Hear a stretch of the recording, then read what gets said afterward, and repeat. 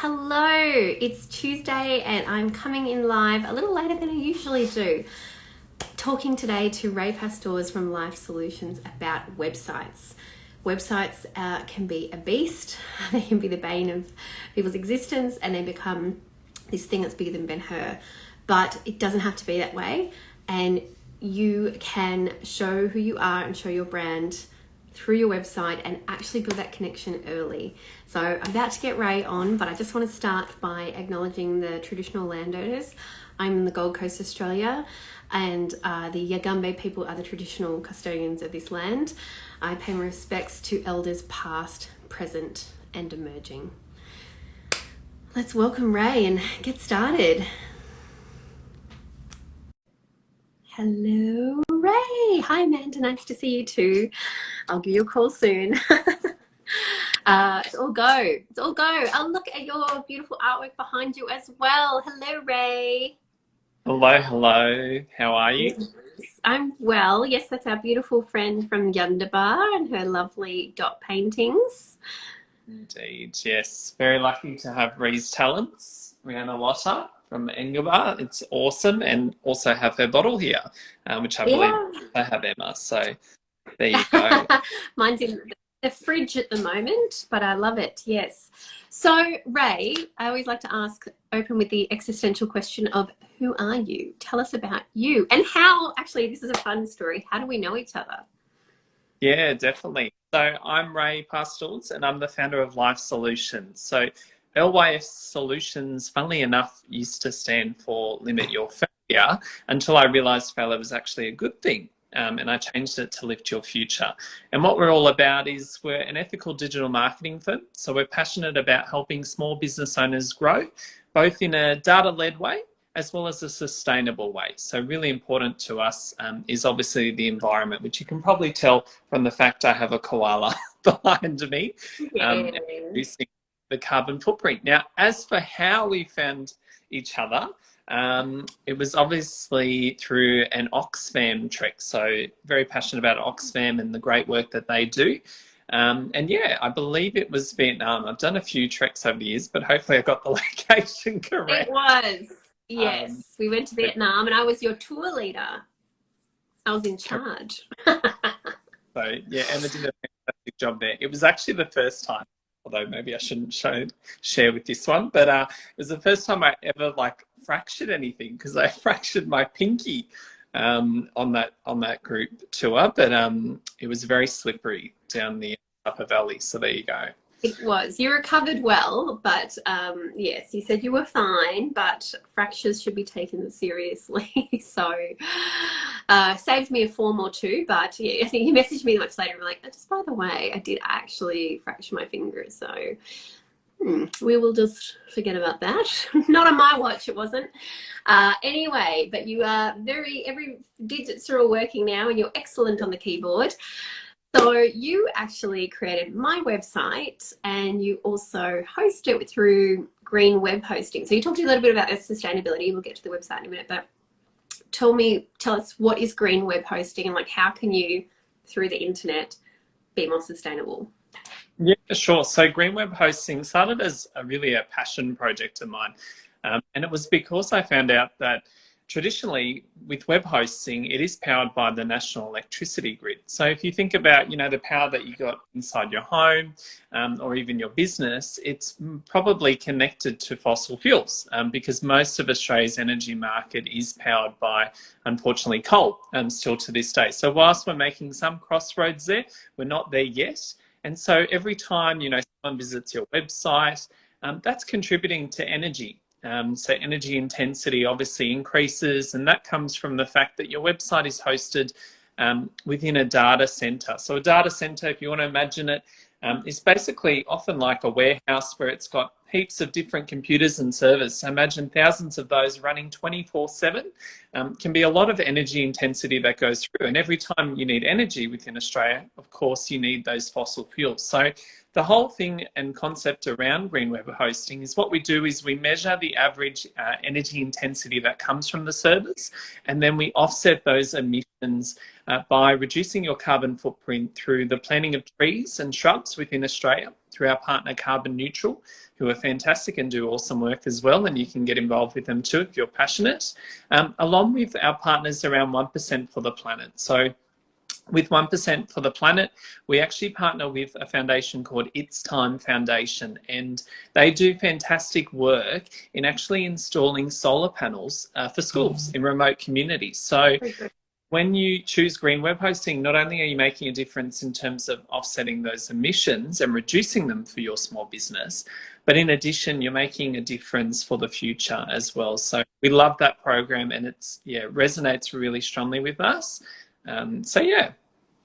I love it. Yeah, no, you got me onto that. So very happy with that. And it's really nice to be able to, it's just not something that many people are aware of, but that you can even support. So obviously both you and I have a very philanthropic giving aspect to our lives and to our businesses. So it's really nice to be able to do that through the website. And then, yes, so you helped me create my website.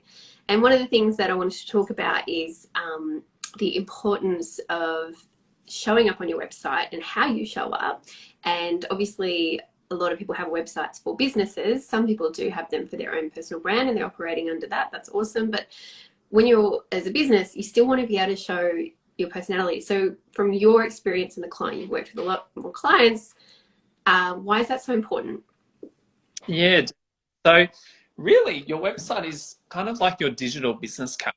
So it's proof in the pudding of what you're actually doing. So Emma, you're lucky because you've invested in your brand and you can see the website. Obviously, it's not just standard stock photography, which is always a good suggestion to have, is to invest, if you can, in your own photography, because often with stock footage and images, you kind of see them a lot over the time. Whereas if you see real faces, you're more likely to actually connect and trust with that brand. You know, there are a lot of websites on the web today. So if you're going to stand out, you know, and show up with your brand, how better to do that with an actual real photo of yourself in those examples. So I think it's really fantastic to show that. The other important part is to also show your why. And so, Emma, you know, you're all about this, which is why, you know, we go so well together, is the fact that you need to explain what it is that makes you different. You know, what can you offer that other websites or your competitors don't do? And I kind of often laugh, you know, sometimes when I get a brief and a client says, oh, I don't have any competitors. And I'm like, well, you do. They might not be direct. Yeah. There are people out there that do similar things. So, you know, quite often than not, we've got to think about, yeah, what is the why? You know, for Life Solutions, it's really around sustainability and our purpose driven around that agenda. So we make that really clear in terms of our services, but also on our page so people know what we stand for. And by doing that, you're really setting the difference and giving people a reason to actually do business with you. So I think that's a big one, that you need to showcase, you know, what it is that you do, but of course, why you do it as well. Yeah, absolutely. And it was something that I talked to Amy Bett about on her podcast. And it was like, you know, I think some people are hesitant and, like you said, sometimes using stock imagery or hesitant to show a bit about themselves. And especially when they run a business, even though they're the founder or, you know, there's someone who's, you know, the CEO, they're still like, oh, but we're a team and we're a brand and stuff like that. And it's like, yeah, but we're people and we connect as people, and we're really interested in that owner founder story. And I think there's a place as well now, we're not it's often hidden on the about page, so you only learn about the team and the staff and the individuals on the about page.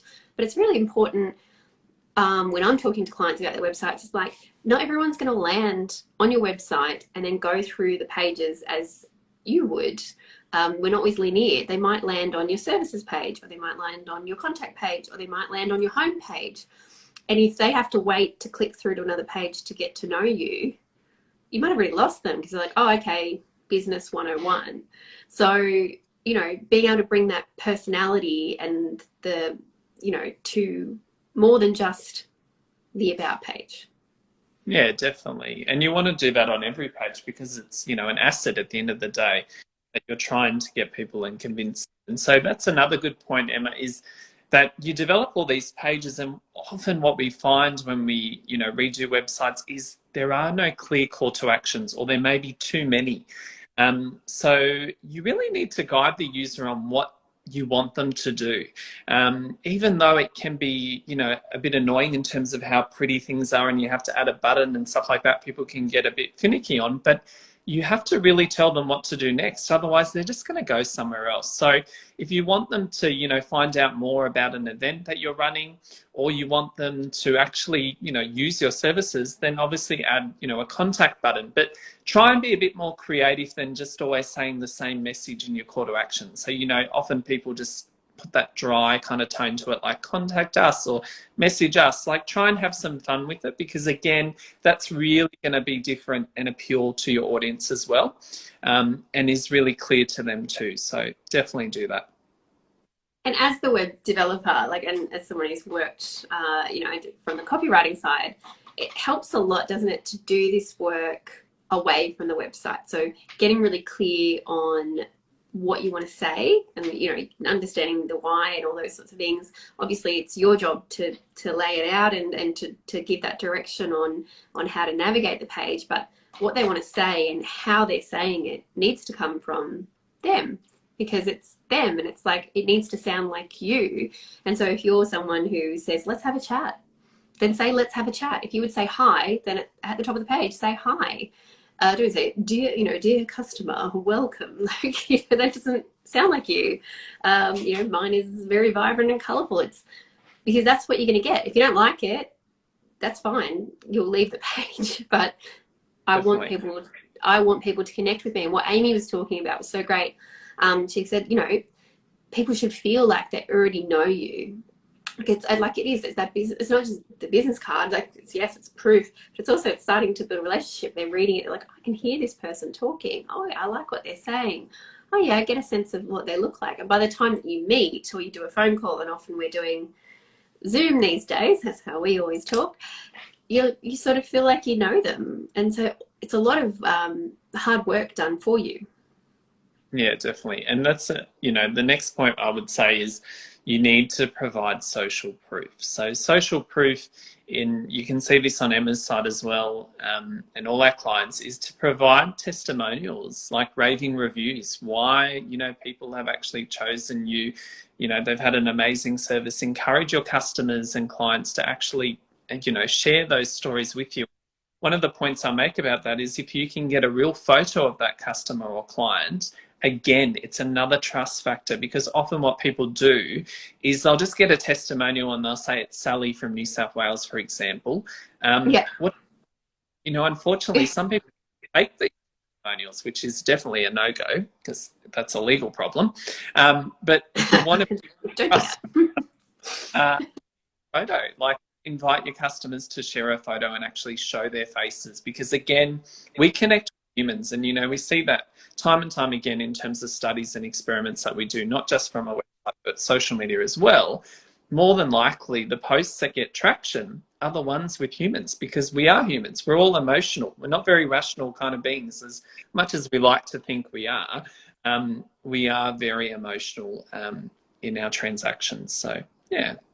And you want to see yourself in it. And so if they connect with you, and it's like, it's a person like me, that's a person like me in a real situation that I would be in, and I can hear myself through that, then you're going to connect more. But, sometimes people go a bit too whiz pop bang with websites, and especially people starting out. And I always hear that, oh, my website's not finished, or it's almost finished. I can tell you right now, much to Ray's dismay, and it's not his problem, it's my problem. My website is not finished, because there's a page that I want to add. And I tell you what, we will never be finished, Ray. There will always be something. We added a podcast page recently. I think when you get over having your website finished, have it to a place that you're very, very, very happy with and you love it. But understand that things are going to change, and your messaging might change, or your imagery, with probably action item, Ray, we probably need to update some of my pictures, because I've got some new ones recently, that we can swap them out. Or, all of a sudden I'll go and look at it, I'll be showing someone something and I go, you know what, that copy at the top, I want to say something different now. Or, oh, we just finished selling that thing, we've got to change the top of the banner. So don't get over that it's not finished, and get it to a point that you're very happy with, and put it out into the world. Because there's so many people who are holding back their websites and losing that opportunity to connect with, losing the opportunity to send them somewhere. And there's this, I guess people want something that's perfect, and in the digital world there is nothing perfect. If you want to experiment and see if something works, you just have to do it and test it out and see what happens. So often you kind of get caught up in that mentality, but you're right, your site is actually an ever evolving business card. So whilst with business cards we used to just print them once and then use the same one for many years, your website continually updates because you over time, how it's actually going. And so one of the ways that you can do that, of course, is also using website analytics. So like I said before, we're passionate in the data as well as sustainability. So if you invest time in learning about analytics such as Google Analytics, which is free, which is fantastic, but it does get a bit overwhelming because it can be complicated, especially